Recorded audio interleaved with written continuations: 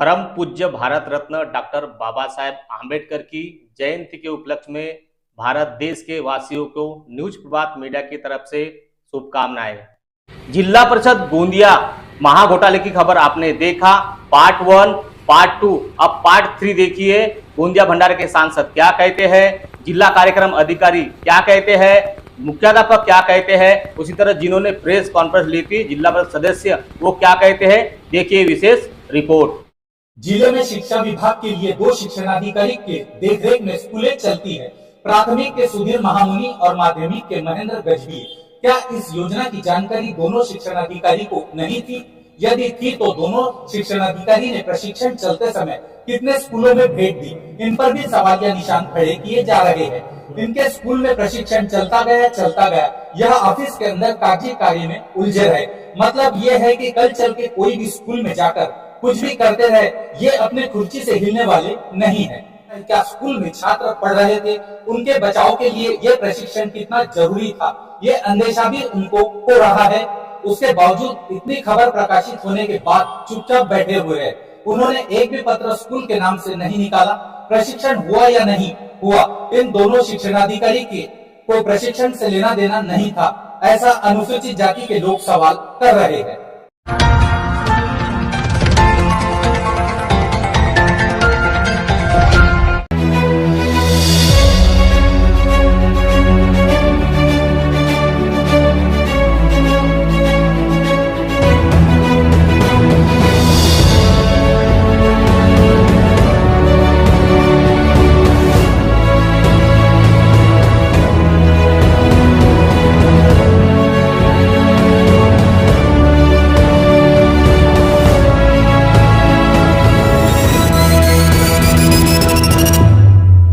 गोंदिया जिल्हा परिषद अंतर्गत बालकल्याण विभागामध्ये 85 लाखाचा घोटाळा झालेला आहे।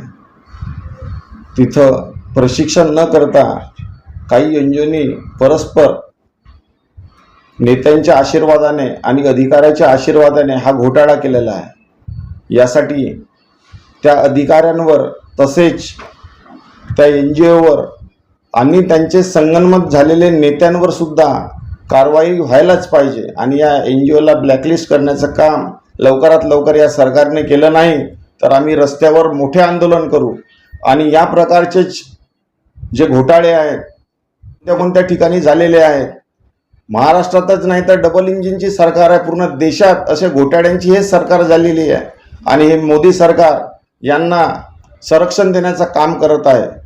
तरी आज या सरकारला आम्ही वॉर्निंग देतो आहे, असा गरिबांच्या पैशाचा समजा नुकसान होत असेल तर आम्ही पूर्ण देशभरातील जनता रस्त्यावर उतरू आणि यांना धडा शिकवू। गोंदिया जिले के जिला परिषद में महाघोटाला की खबर प्रकाशित हुई, उसको सुनकर पूरा महाराष्ट्र दंग रह गया। सरकार की तरफ से अनुसूचित जाति की कक्षा 4 से लेकर कक्षा 10वीं में अध्ययनरत छात्राओं और इच्छुक संबंधित विद्यालय महाविद्यालय की शिक्षिकाओं को जूडो, कराटे, योगा व जीवन कौशल प्रशिक्षण देने के लिए सरकार ने एक योजना लाई थी। इसमें गोंदिया जिला परिषद में अनुसूचित जाति की छात्राओं को बिना प्रशिक्षण देते हुए एनजीओ के मार्फत 85 लाख रुपए डकार लिए गए और इसकी किसी को कानो कान खबर तक नहीं हुई।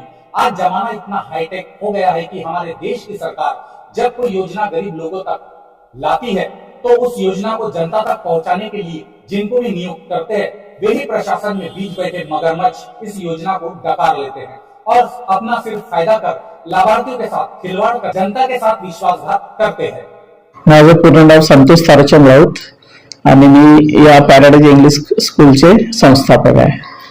22-23 मध्ये कराटे प्रशिक्षणाकरता आमच्या शाळेमध्ये त्या संस्थेचं नाव मला माहित नाही, पण ते लोक शाळेमध्ये आले होते आणि आम्ही जिल्हा परिषद अंतर्गत या ठिकाणी SC STच्या पोरांना प्रशिक्षण देण्याकरता आलो आहोत असं सांगितलं आणि त्यांनी मुलांना SC STच्या काही मुलांना हॉलमध्ये उभं करून ठेवले आणि असं 2-4 काही टिप्स कराटेच्या त्यांनी सांगितलं आणि त्याच्यानंतर मग अर्धा तास आणि मग त्याच्यानंतर ते निघून गेले आणि पुन्हा कधी परत आलेले नाहीत। या संदर्भामध्ये मी माहिती घेण्याचा प्रयत्न तसं केलं नाही, परंतु जिल्हा परिषद अंतर्गत त्यांनी आम्ही इथं आलो आणि मुलांना 120 दिवस आम्हाला प्रशिक्षण द्यायचं असं सांगितलं, परंतु फक्त एकच दिवस ते या ठिकाणी आले प्रशिक्षण देण्याकरता आणि त्याच्यानंतर पुन्हा कधी या ठिकाणी भटकले सुद्धा नाही. जिला परिषद महिला व बाल कल्याण विभाग द्वारा नियुक्त 3 संस्थाओं को सरकार मान्य शासकीय जिला परिषद की स्कूल या खासगी स्कूल में जाकर प्रशिक्षण देना था, लेकिन जितने घंटे प्रशिक्षण देना चाहिए था क्या उतना दिया गया?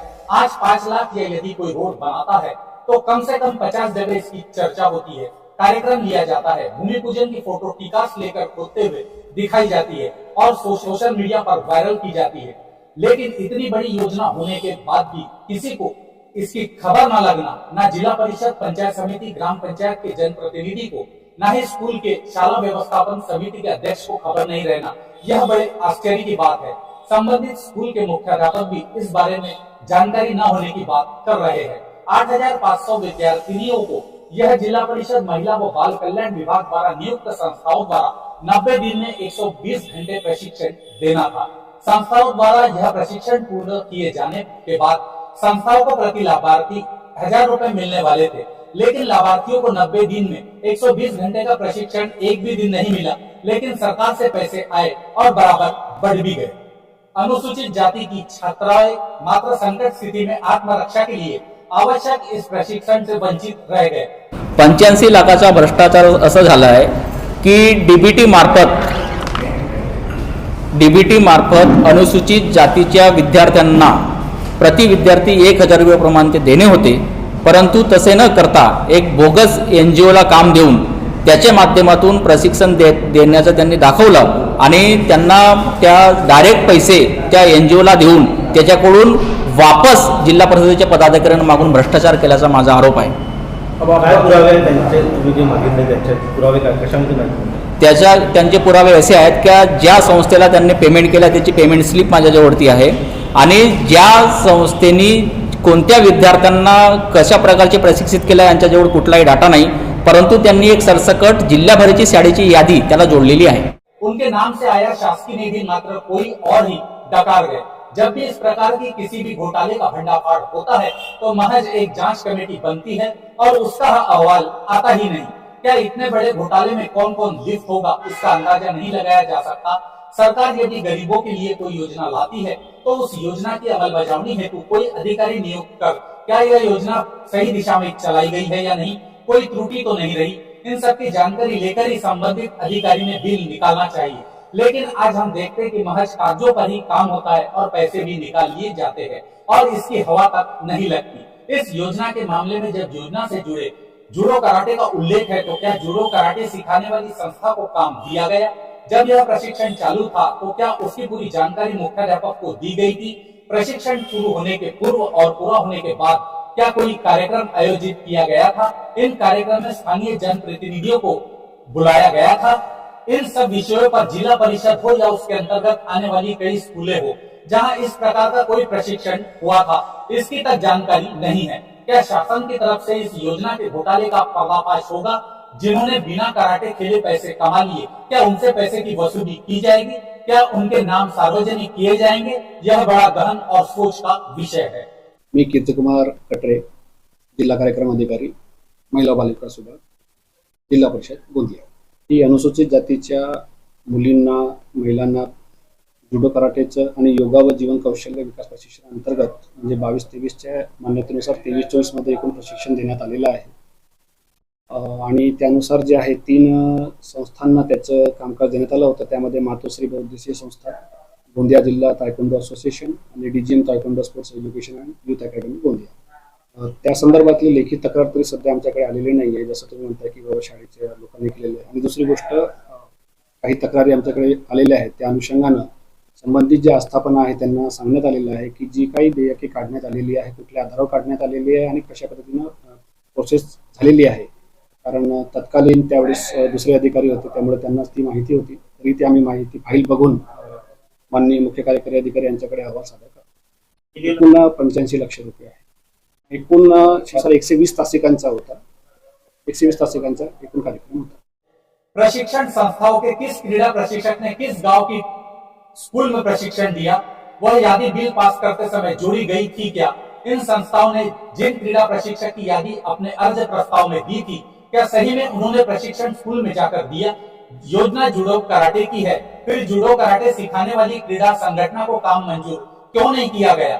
जिला ताइक्वांडो संगठना अंगूर बगीचा गोंदिया और BGM taekwondo sports association and youth academy Wandra taluka Deori, इन ताइक्वांडो सिखाने वाली संस्था को काम क्यों मंजूर किया गया?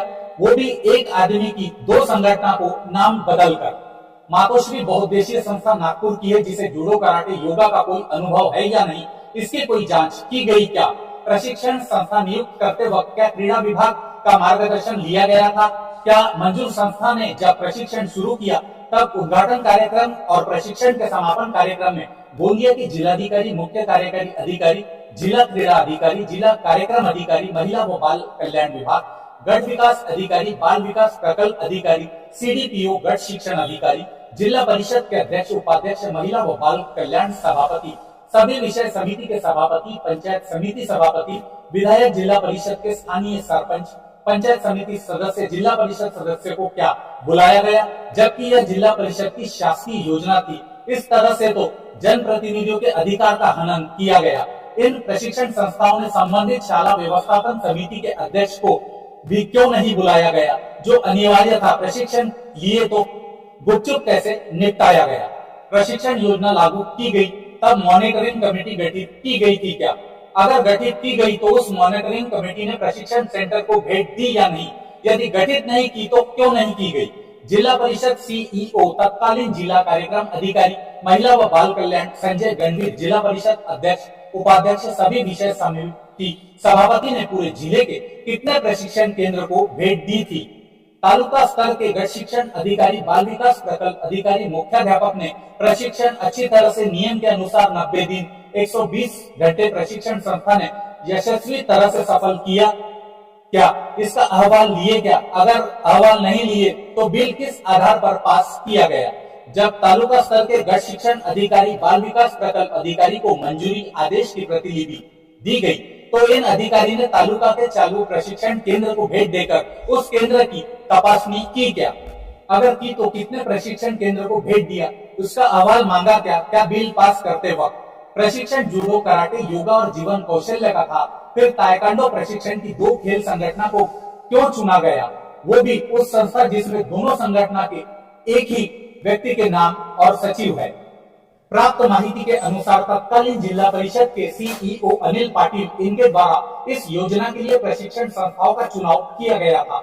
मात्र उनकी बदली होने के बाद प्रशिक्षण कालावधि के दौरान जिला परिषद के वर्तमान सीईओ एम मुरुगनाथन, तत्कालीन जिला कार्यक्रम अधिकारी, महिला व बाल कल्याण विभाग संजय गणवीर, गोंदिया प्रकल्प 1 व 2 के तत्कालीन बाल विकास प्रकल्प अधिकारी नरेश सोनटक्के, तिरोड़ा के प्रभारी बाल विकास प्रकल्प अधिकारी विनोद चौधरी, आमगांव के तत्कालीन प्रभारी बाल विकास प्रकल्प अधिकारी गुट्टूवार, सालेकसा की तत्कालीन प्रभारी बाल विकास प्रकल्प अधिकारी कुमारी मेंढे, देवरी के तत्कालीन ओरिजिनल बाल विकास प्रकल्प अधिकारी वरपे, गोरेगांव के प्रभारी बाल विकास प्रकल्प अधिकारी श्रीमती अनिता श्रीवास्तव, अर्जुनी मोरगांव की तत्कालीन ओरिजिनल बाल विकास प्रकल्प अधिकारी कुमारी किरनापुरे, वर्तमान गोंदिया में प्रकल्प गोंदिया 2 सीडीपीओ, सड़क अर्जुनी के प्रभारी बाल विकास प्रकल्प अधिकारी तांडेकर कार्यरत थे।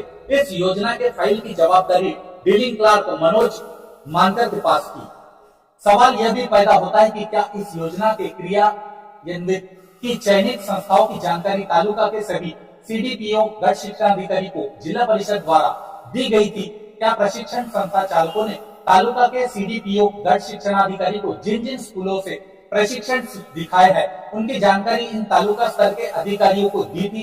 तालुका के सीडीपीओ ने तत्कालीन जिला परिषद के या महिला व बाल कल्याण विभाग के किसी वरिष्ठ अधिकारी या जिला परिषद के किसी विद्यमान पदाधिकारियों के दबाव में आकर तो संस्था के कागजों पर सही नहीं किया? क्या सीडीपीओ, गट शिक्षण अधिकारी संबंधित स्कूल के मुख्याध्यापक से योजना के अनुसार प्रशिक्षण यशस्वी पूर्ण होने का अहवाल जिला परिषद द्वारा लिया गया? जिला परिषद के बाल विकास प्रकल्प में हुए महाघोटाले में इतनी खबर प्रकाशित होने के बाद किसी तरह के जांच के आदेश नहीं होना, यह भी प्रश्न निर्माण हो रहा है। अब इस मामले में न्यूज प्रभात मीडिया सभी विधायक, जिला परिषद सदस्य, पंचायत समिति सदस्य, जनप्रतिनिधि, अनुसूचित जाति के समाज सेवकों से इस पर इंटरव्यू लेकर वो इस मामले में अपना क्या पक्ष रखते हैं वो भी दिखाने का प्रयास करेंगे।